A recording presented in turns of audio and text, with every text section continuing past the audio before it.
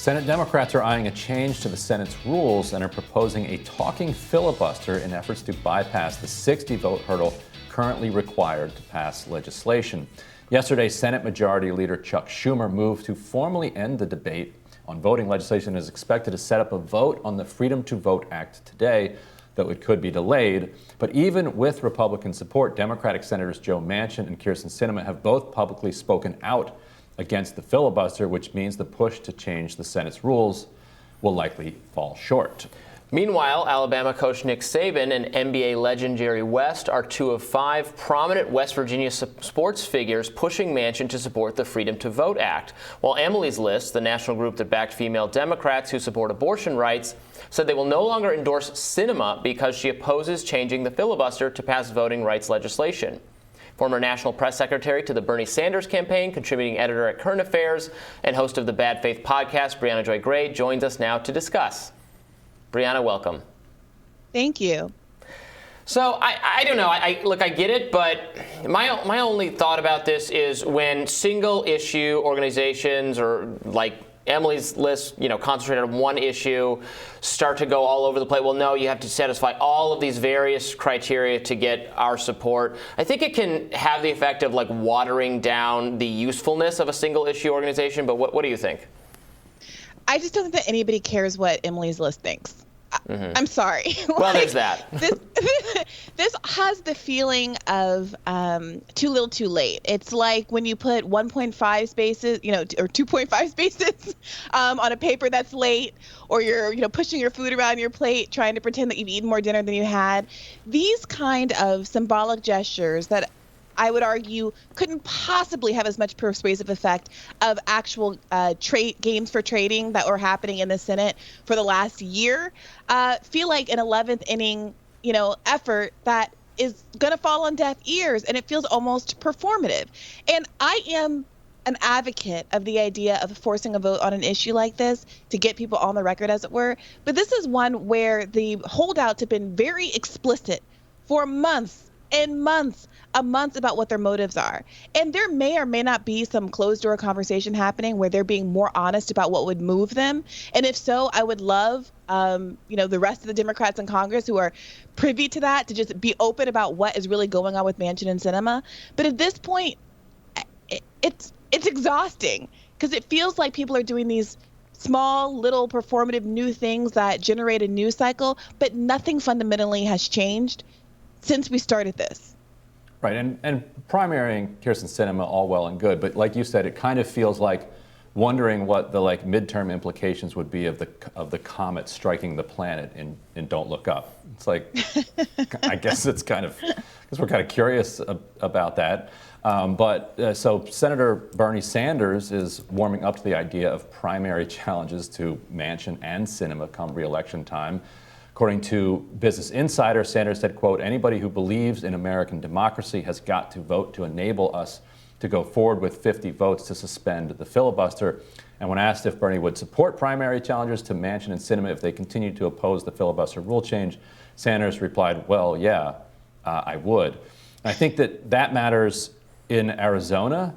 It's not clear to me how much it matters in West Virginia because, as you know, Paula Jean Swearengin. She won the 2020 primary. She ran as a Democrat for the Senate, which is what the left has been saying. Run an unapologetic progressive who can connect with coal country, a populist in West Virginia, and she lost by 30 or 40 points. And so it's difficult to see where that goes. Kyrsten Sinema, though, certainly I think is going to face a serious primary challenge. Although people are talking about her wanting to run for president, and maybe she's delusional enough to think that that's possible. I mean, what's your read? Well, first of all, we're talking about 2024. So, the comet will have hit by then. Yeah. Right. Who cares?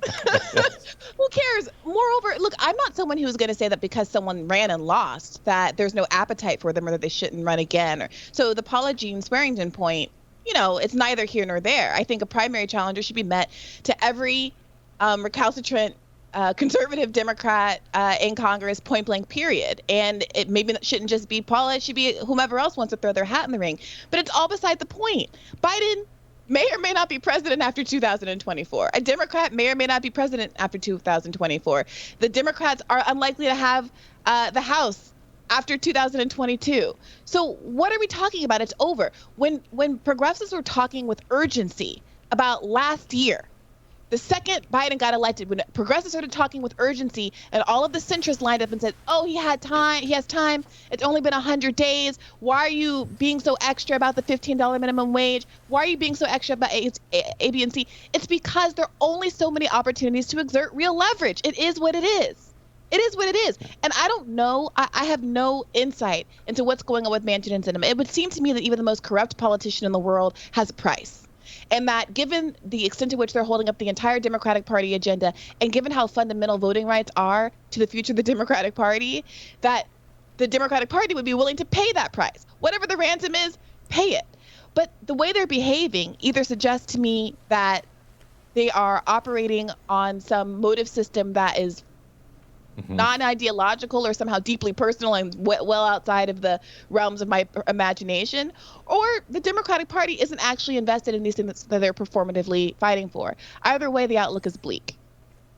But is there any chance that they are doing this because they rightly fear that there is about to be total Republican control of the government and the filibuster will be the only thing standing in the way of Republicans getting their way? Like, why you're going to change it now in the face of Republicans are about to? This is about to be the thing you need to thwart them. I think that's possible, which is why we should have been having this conversation on January 21st of 2021. Yeah. And again, I want to say the left was right. Having this conversation, and all of the Stinch's big brains, Paul Gala types on MSNBC and CNN were saying that we were being histrionic and unreasonable, and now here we are. Right. In fact, 2009, 10, 11, like that was the smaller left then was saying, deal with this filibuster now. It was eventually that pressure that got them to finally deal with it just for judges and executive nominees. But if they had, well, we see how that went. It went fine. People can now confirm judges and executive nominees. Like it's good, right? Like you have an election, and then you govern. Like that seems like a reasonable system. Our current system is you have an election for total Republican dominance on judiciary nominations, and they would have. I mean, A, they would have done it anyway. B, they won the election. So, yeah. Okay. Yeah. They should be able to nominate judges. Now, I also think Obama should have forced through merit. Okay, but I don't think Democrats are not really taking the view that, well, we're about to lose these elections, so we deserve to have all of this Republican legislation. Like, they're not thinking like that. They're thinking we will use the tools available to us to thwart the Republicans, and the filibuster is about to become a tool they need to do that.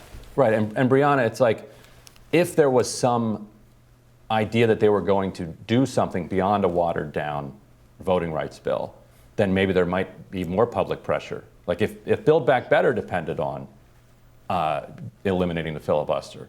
But it seems like they've kind of given up on an agenda while at the same time saying, change the rules so that we can pass the agenda that we've given up on.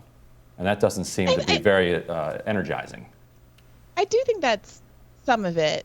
But also, I think that people are genuinely invested in voting rights. I think it's as important an issue as any other. I don't think it necessarily would have to be tethered to Build Back Better, an infrastructure bill that no one even talks about the substance of anymore. And the question is how much of the voting rights bill is still strong, and there are some good pieces still in it. I mean, what's your read on how effective of a voting rights bill this would be? Well, as someone who is politically independent and advocates for the an entry of third parties into this debate, there are obviously those poison pills which are concerning for those of us who support third-party challengers. However, broadly speaking, one of the messaging points that I find to be confusing here is that much of what is in this bill is actually popular on a bipartisan basis. Partisan gerrymandering, for instance, is disapproved of by 9 out of 10 voters.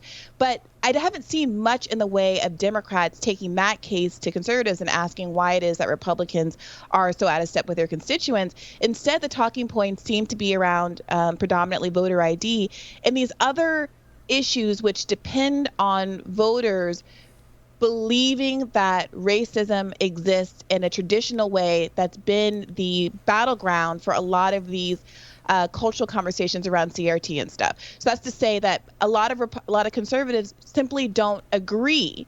They don't see themselves as racist necessarily, but they simply don't agree. They don't have the historical perspective or just pure belief that the same kinds of rules that were necessary in the original Voting Rights Act need to be extended and carried through, and that voter ID is necessary. And you see these endless conversations on the internet about how, well, don't you have an ID anyway? And don't you need an ID to open a bank account? And why is this such a big deal? Instead of focusing on some of the other parts of the bill that are more universally supported, Election Day, for instance, that, expands the rights and interests of Republican voters as well, working class voters across the board.